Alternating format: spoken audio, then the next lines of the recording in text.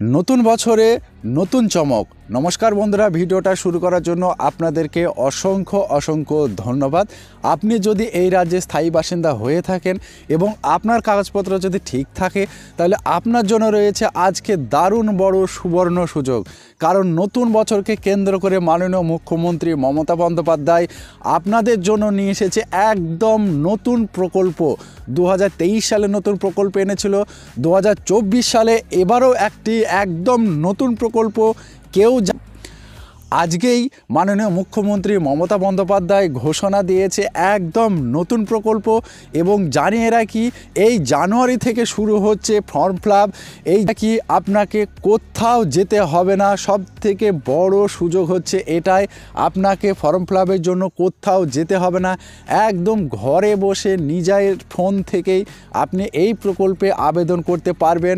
জানিয়ে রাখি, হোয়াটসঅ্যাপের মাধ্যমে, সকলেরই মোবাইলে হোয়াটসঅ্যাপ রয়েছে, হোয়াটসঅ্যাপের মাধ্যমে আপনি এই প্রকল্পের নাম ওঠাতে পারবেন। আর প্রকল্প মানেই আপনি সেটা জানেন, আর বলার অপেক্ষা নেই। প্রকল্প মানেই হচ্ছে টাকা। আপনি মাস গেলেই কিছু না কিছু টাকা পাবেন। তা চলুন আমরা দেখে নিই এই প্রকল্পে আবেদন করতে গেলে কি কি ডকুমেন্ট লাগবে, কি কি কাগজপত্র লাগবে, কারা কারা আবেদন করতে পারবে, কত টাকা করে পাবো, কেন এই প্রকল্প নতুন প্রকল্প লঞ্চ করেছে মাননীয় মুখ্যমন্ত্রী মমতা বন্দ্যোপাধ্যায়, সব কিছু দেখে নেব আজকের এই ভিডিওতে। তা চলুন আমরা এক এক করে দেখে নিই। 1 জানুয়ারি থেকে শুরু হচ্ছে নগর বন্ধু প্রকল্প। আবেদন করলেই পাবেন দারুণ এই সুবিধা। নতুন বছরে প্রথম দিন থেকেই চালু হতে চলেছে আরও একটি দুর্দান্ত প্রকল্প। বছর শেষে ঠিক আগের মুহূর্তে এলো এই দুর্দান্ত প্রকল্পের ঘোষণা, যাকে নতুন বছরের উপহার বলা যেতে পারে। এর ফলে 1 জানুয়ারি 2024 থেকে আরও একটি প্রকল্পের সুবিধা পেতে চলেছে বাংলার মানুষ। এই নতুন প্রকল্পের নাম নগর বন্ধু। প্রকল্পটির নাম শুনেই বুঝতে পারছেন তা কিছুটা শহর কেন্দ্রিক। হ্যাঁ, ঠিকই ধরেছেন, এই প্রকল্পে গোটা বাংলা জুড়ে চালু হচ্ছে না। এটি রাজ্য সরকারের প্রকল্প নয়। নগর বন্ধু প্রকল্প সম্পূর্ণরূপে কলকাতা পৌরসভার নিজস্ব একটি প্রকল্প,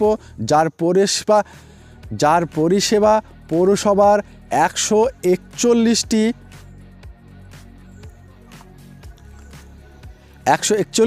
ওয়ার্ডের মধ্যে বসবাসরত নাগরিকরাই কেবলমাত্র পাবেন। সবচেয়ে তাৎপর্যপূর্ণ বিষয় হলো, এর জন্য বিন্দুমাত্র অর্থ খরচ করতে হবে না। তবে নগরবন্ধু প্রকল্পের সুবিধা কেবলমাত্র বয়স্ক এবং বিশেষভাবে সক্ষমরাই পেতে পারেন। নগরবন্ধু প্রকল্পের বৈশিষ্ট্যগুলি কি কি? 1 নম্বর, কলকাতা পুরসভার অধীনস্থ এলাকায় বসবাসকারী বৃদ্ধ এবং শারীরিকভাবে অক্ষমের জন্য চালু করেছে নগর বন্ধু প্রকল্প। 2 নম্বর, এই প্রকল্পের মাধ্যমে পুরো নাগরিকরা বাড়িতে বসেই গুরুত্বপূর্ণ পরিষেবাগুলি পাবেন। তাহলে আপনারা বুঝতে পারছেন, বাড়িতে বসেই কিন্তু এই পরিষেবাগুলি পেতে থাকবেন। তারপরে 3 নম্বরে লেখা আছে ট্যাক্স জমা দেওয়া, জমির মিউটেশন, খাজনা প্রদান, পুরসভার বিভিন্ন লাইসেন্স এবং সার্টিফিকেটের কাজের জন্য দীর্ঘ লাইনে দাঁড়াতে হয় সাধারণ মানুষকে। কিন্তু যারা প্রবীণ নাগরিক বা বিভিন্ন কারণে শারীরিকভাবে ততটা সক্ষম নন, তাদের পক্ষে এই কাজগুলি প্রবল সমস্যায় হয়ে দাঁড়ায়। তাই নগর বন্ধু প্রকল্পের মাধ্যমে আবেদন জানালে কলকাতা পুরসভার আধিকারিকরা সশরীরে সংশ্লিষ্ট ব্যক্তির বাড়ি বা ফ্ল্যাটে হাজির হয়ে অনলাইনে যাবতীয় কাজ করে দেবেন। তাহলে আপনারা বুঝতে পারছেন, অফিসের লোকেরা আপনার বাড়ি গিয়ে এই প্রকল্পে আবেদন করে দেবে, এমনটাই কিন্তু জানাচ্ছে।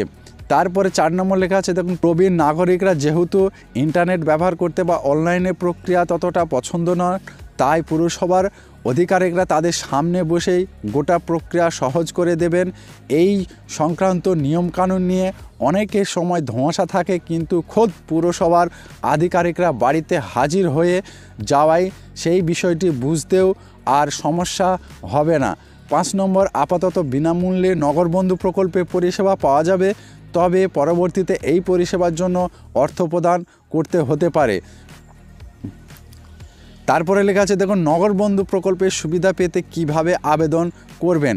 এই যে নাম্বার আপনারা একটা দেখতে পাচ্ছেন 8335999111 এই নম্বরে হোয়াটসঅ্যাপ করতে হবে কলকাতা পুরসভার এলাকার মধ্যে বসবাসরত নাগরিকদের, তাহলে নগর বন্ধু প্রকল্পের সুবিধা পাওয়া যাবে। সম্প্রতি কলকাতার মহানাগরিক ফিরহাদ হামিদ এই নগর বন্ধু প্রকল্পের সূচনা করেন। নিশ্চয়ই বুঝতে পেরেছেন, আপনারা নিশ্চয়ই বুঝতে পেরেছেন কিভাবে আপনারা আবেদন করবেন। এই যে একটা নাম্বার দেখতে পাচ্ছেন, এই নাম্বারে আপনারা হোয়াটসঅ্যাপ করবেন, তাহলে যাবতীয় তথ্য এই হোয়াটসঅ্যাপে আপনাকে অফিস থেকে পাঠিয়ে দেওয়া হবে। সেইগুলো ফিল আপ করলেই আপনার আবেদন মঞ্জুর হয়ে যাবে।